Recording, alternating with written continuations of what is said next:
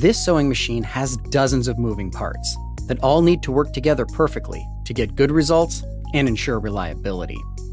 Let's see how the new enhancements to SolidWorks Simulation 2023 can gain deep insight into some of these complex mechanical systems.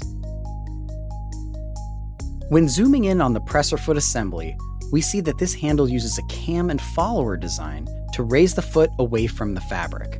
The follower is held in place by a strong spring that holds the fabric down while sewing. We want to make sure that the spring is strong enough to keep enough pressure on the fabric, but not too strong, making it difficult to raise the lever. We'll need to test multiple spring stiffnesses until we get it right.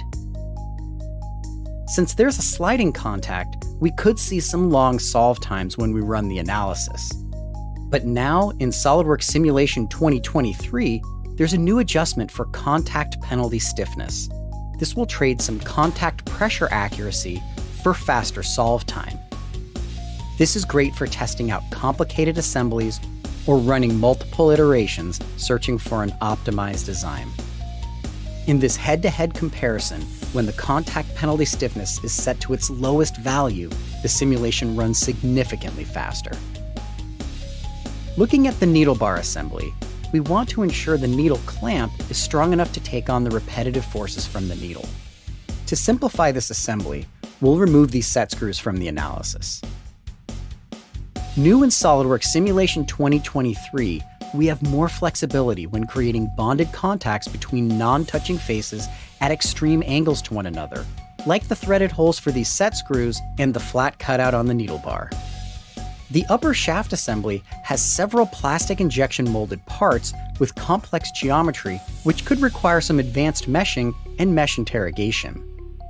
New in the Command Manager is the Diagnostic Tools flyout menu that provides quick access to important tools like mesh quality diagnostics.